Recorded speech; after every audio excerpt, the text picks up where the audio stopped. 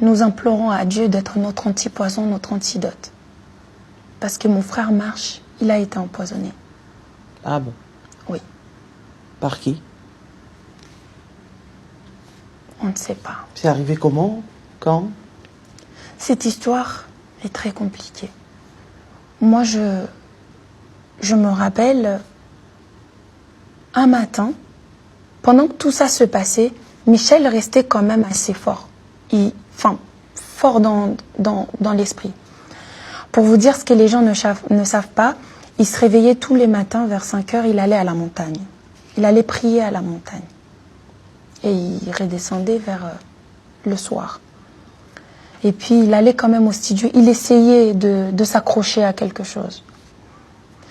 Un jour, mon frère m'appelle, André, et me dit c'est bizarre, j'appelle Michel, mais il répond pas.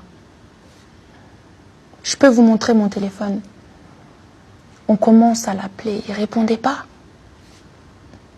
C'est tard dans la journée qu'on a appris que mon frère avait été enlevé, menotté, avec tous ces musiciens.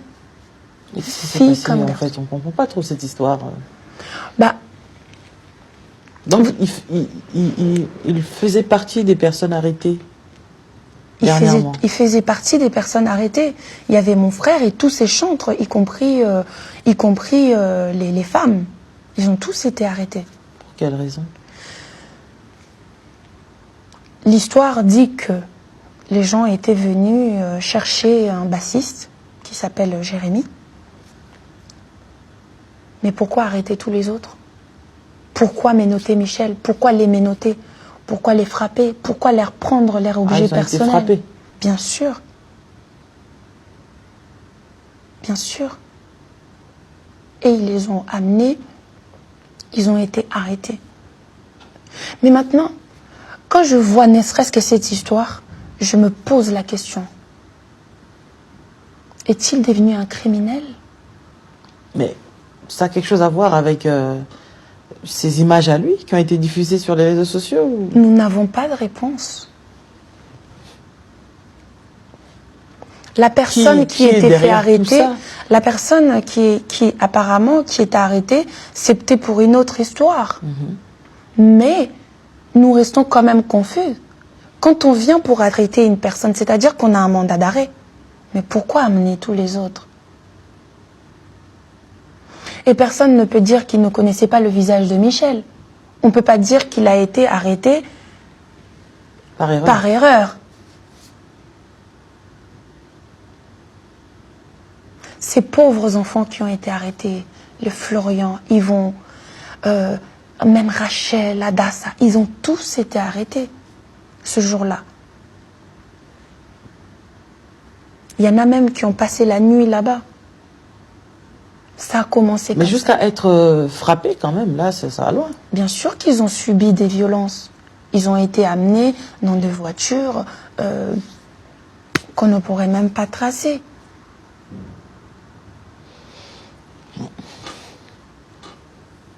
Et moi qui pensais qu'il commençait à avoir un peu de justice dans ce pays. C'est pour ça, en fait, que je n'ai pas les moyens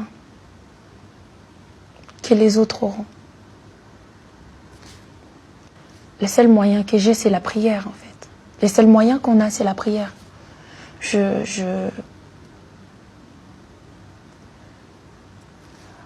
Quand vous voyez, en fait, ton petit frère, parce que quand c'est comme ça, j'ai envie de dire mon petit frère, se faire arrêter pour une raison qui n'existe pas, pour un motif qui n'existe pas, et qu'on n'a même pas la... C'est un enlèvement, en fait. Tous ces jeunes. Moi, je me rappelle jusqu'à tard le soir, j'appelais Florian, j'essayais de savoir comment il allait, où il était. La femme d'Yvon était complètement paniquée. Ma mère s'est retrouvée à l'hôpital avec... Mais il n'a pas porté plainte? Non. Mais pourquoi? Parce que tous les jours, on entend que oui, on a institué un état de droit pour faire valoir le droit de chaque personne. Mais Michel fait partie de ces personnes qui peuvent subir des choses en disant « Ya Lucie, Dieu va faire ». Jusqu'à maintenant, moi, je l'écoutais, en fait. mais même par rapport au poison, on peut porter plainte contre X quand même. Le problème, c'est que le poison, quand ils ont tous été libérés, Michel a été libéré le soir avec les chantres, les femmes. Sauf que une partie de son équipe est restée. Et quand C'était où, en prison, en garde à vue Non, en prison, là-bas. Ils étaient là où on amène les criminels, en fait. Ah bon. Dans des conditions abominables. Waouh. Ces enfants innocents, que j'ai envie de dire, ont passé leur nuit là-bas. Mais au nom de quoi, en fait? Au nom de quoi et pourquoi? J'ai pas de réponse. Quand il sort, je parle à mon nom. Hein. Je ne suis pas Michel Bakenda. Je suis Lucie. Mais les gens doivent me comprendre. Mais, excusez-moi, est-ce qu'il est le seul à avoir été empoisonné? Aux dernières nouvelles, non. Parce que c'est comme ça qu'on l'a su. Quand Jérémy est sorti... Est-ce que le poison a un lien avec l'arrestation? Pour moi, oui. Parce que je ne comprends pas, en fait, comment est-ce que Michel pourrait être empoisonné? Qui voudrait empoisonner Michel et pourquoi? Comment vous avez su? Comment on l'a su, c'est que quand Florian et Yvon sont sortis, moi j'ai essayé de les joindre pour savoir comment ils allaient et tout ça. Ils me disaient, Yaya, on va pas bien. Au niveau de la santé, ça va pas. Je me suis dit, mais comment ça? Enfin, ils les ont arrêtés et puis maintenant c'est la santé, il y a un souci. Mais on est quand même resté encore vague là-dessus, on n'en parlait pas, on laissait. Et quand Jérémy est sorti, sa santé était vraiment mal en point en fait. Il appelle Michel pour lui dire, il faut aller faire des examens. Donc ils sont tous partis faire des examens. Je me rappelle, un matin, j'allais au travail, j'appelle Michel et il me dit, j'ai quelque chose à te dire. Mais il faut que tu sois forte. Il faut que tu le dises à personne. À ce moment-là, j'avais plus le courage en fait. Il y a un côté qui me disait, je ne vais pas savoir. Et un autre qui me disait, mais... Limite en fait, je me disais, qu'est-ce qu'il y a encore? Il y a quoi qui s'est dit encore? Vous voyez, à ce moment-là, je me suis posé des milliards de questions, mais en espace de 5 secondes. Et là, il me dit, j'étais partie faire des examens. Ils ont dit que j'ai été empoisonnée. À ce moment-là,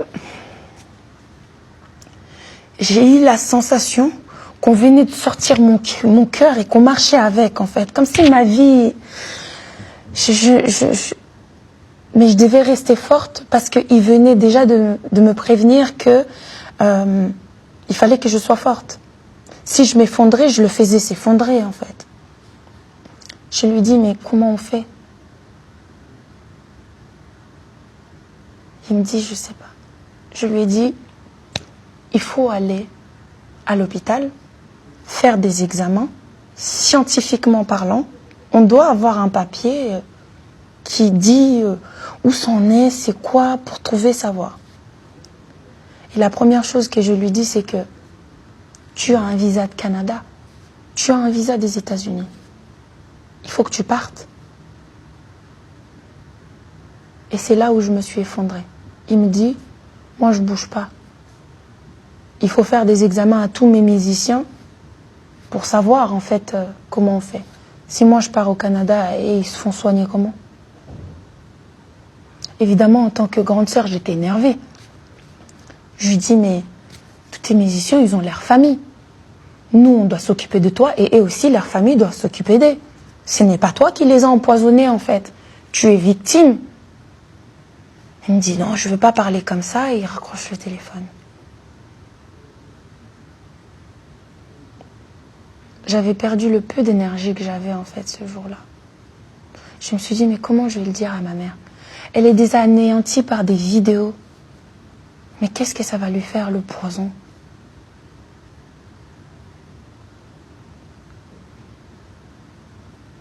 Et là, il est parti faire des examens. Et j'ai reçu. Il m'a envoyé les résultats.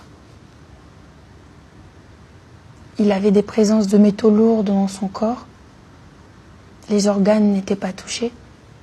Mais c'est un poison retardé. C'est un poison retardé. Pendant ce temps-là, tout le monde pense qu'il va bien. Mais non, il ne va pas bien. C'est un poison retardé. Il y a de l'arsenic dans son corps. Maintenant, c'est même plus la peur de vidéo avec laquelle je me réveille chaque matin. C'est la peur que lui ne se réveille pas qui m'envahit en fait. C'est la peur qu'un jour, ça arrive à un point de non-retour. Mais c'est pourquoi? Qui a une réponse à ça? Si je n'ai pas gardé le silence aujourd'hui, c'est à cause de ça, de ce poison. Mais pourquoi et au nom de quoi? On ne peut pas rester. On ne peut pas rester dans l'ignorance face à ça. Là, ça veut dire que non seulement ils ont commencé par sa réputation, mais ils ont voulu aller plus loin, c'est-à-dire toucher sa vie. On ne peut pas. Je comprends tous ces gens qui ont été déçus. Je comprends tous ces gens je comprends tout ça. Mais maintenant, ce n'est plus le moment. Ce n'est plus le moment. Michel a besoin de chacun de nous. Pas que de moi, sa sœur. Parce que je prie tout en ayant les émotions au fond de moi. Comment tu te mets à genoux en disant, Zambé, Seigneur, épargne mon frère? Mais comment? Par quel moyen? Pourquoi lui? Pourquoi il a été empoisonné? Qu'a-t-il fait qui n'est pas pardonnable? Qu'a-t-il fait, mon frère, en fait, pour mériter la mort? J'ai même pas envie de verser mes larmes, mais c'est plus fort que moi, en fait. Ça me met en colère. Pourquoi le poison? Pourquoi? Je vois, il a fait une chanson avec mon frère où il est en train de prier.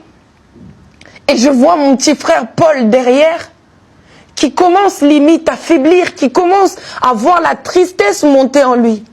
Et tout ce que les gens étaient en train de dire à ce moment-là, c'est Michel a gardé son téléphone avec lui. Il est en train de... Non, j'ai envie de te dire, toi qui vois que le téléphone, regarde-le sur la chaise à laquelle il est assis. Il n'arrive pas à se tenir droit. Il n'arrive même pas à s'asseoir. Parce qu'à ce moment-là, il avait tellement mal au ventre. Je peux vous montrer les messages. Je suis aux toilettes toutes les 10 minutes.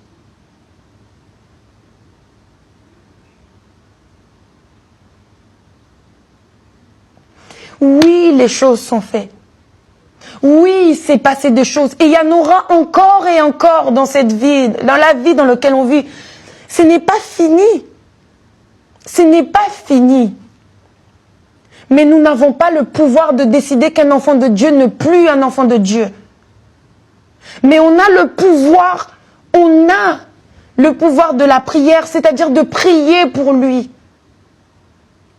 Aujourd'hui, si mon frère meurt par ce poison, Seigneur, je ne veux même pas, c'est un mot que j'ai même pas envie de prononcer. Vous allez faire quoi? Vous allez venir dire, on ne savait pas. Les gens vont venir dire, ah, Michel Bakenda. Ils vont chanter ces chansons. Ils vont le publier sur les réseaux sociaux. Ils vont dire, je m'appelle Michel Bakenda. Non, je ne veux pas que tu t'appelles Michel Bakenda. Il y a déjà un Michel Bakenda. Mais je te demande juste ta prière. Et j'ai envie de dire, pourquoi tu es ma mère? Parce que pour moi, c'est une double peine, en fait. Pour moi, c'est une double peine. Mais est-ce que vous pensez que 99% des gens qui sont sur les réseaux sociaux sont sans cœur? Vous m'auriez posé la question juste quand il y avait que le scandale sans poison, j'aurais dit oui.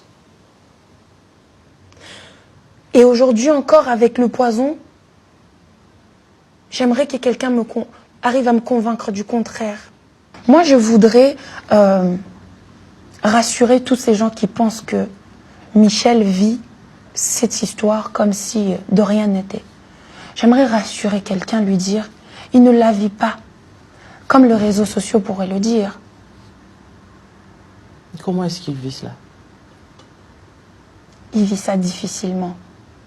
Encore pire par rapport à l'état de santé de ma mère. Un jour, il m'a dit,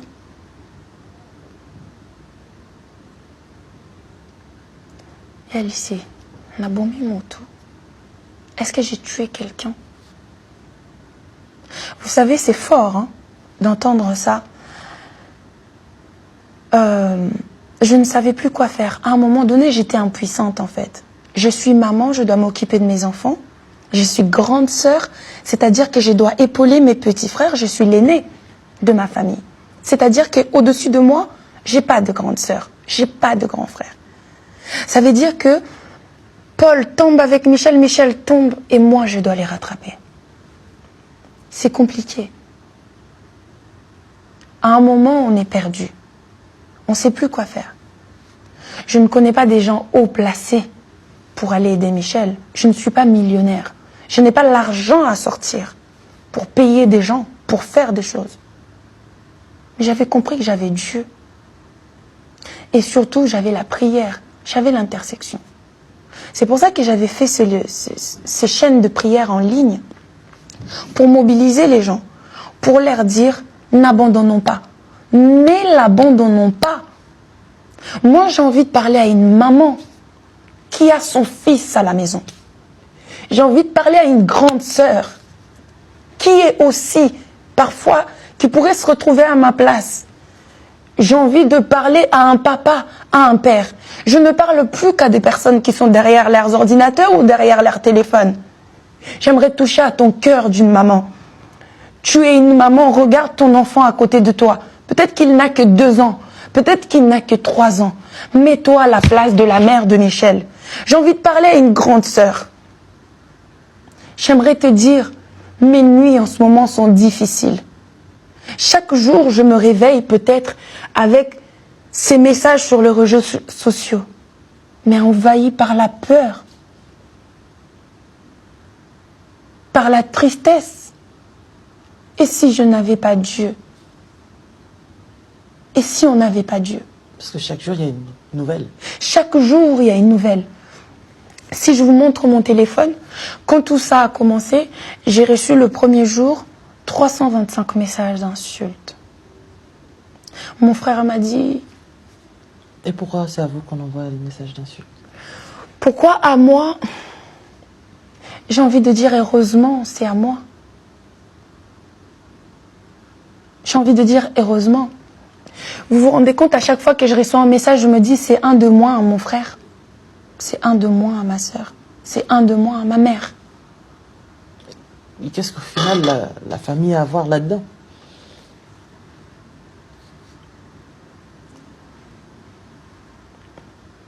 Je sais pas. Le sang. Parce que là, on arrive à un niveau où c'est toute une famille qui est insultée, en fait.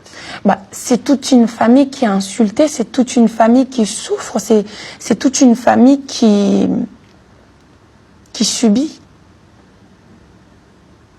Mais moi, j'ai envie de dire, qui n'a pas encore péché? Qui n'a jamais eu à pécher?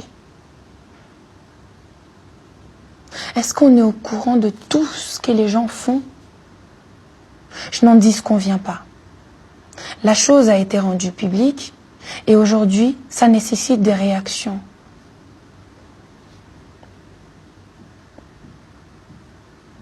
Mais où vont toutes ces réactions? Amis Zénith de Pâques, Casarema vous invite à la méga célébration Pâques. Et samedi 11 avril 2020, venez découvrir les louanges et adorations orchestrées par Sandra Mbou. Ne me cherchez plus là-bas. Dieu a changé mon adresse. Lise Manzana. Puissance. Là-bas. Puissance. Puissance. Gloire Grâce.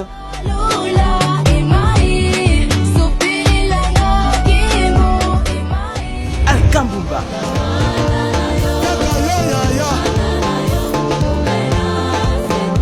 Kassikalala Chimpi. Et bien d'autres encore. Venez célébrer la Pâques dans ce méga concert avec les As du Gospel. La méga célébration Pâques avec Casarema. Réservation obligatoire, entrée 30 €.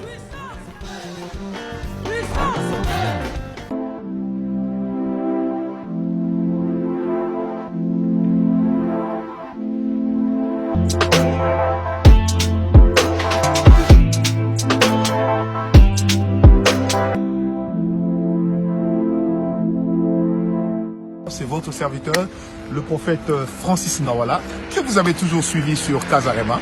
Le 24 avril, nous aurons une veillée dîner pour les couples, les familles. Faites-vous enregistrer parce que les places sont limitées. Nous croyons en la puissance de Dieu qui sera là. Nous parlerons sur les petites bêtes qui détruisent les couples, qui détruisent également les familles. Et je ne serai pas seul, nous serons avec le couple prophète Manzambi et son épouse Maman Lise. Nous parlerons sur ces petites bêtes qui détruisent les mariages, qui détruisent les familles et qui peuvent amener beaucoup de choses mauvaises. Nous croyons en des familles restaurées et n'oubliez jamais que selon Dieu, la famille se construit autour du couple et non autour des enfants. Autour du couple et non autour des enfants. Soyez les bienvenus, que Dieu vous bénisse.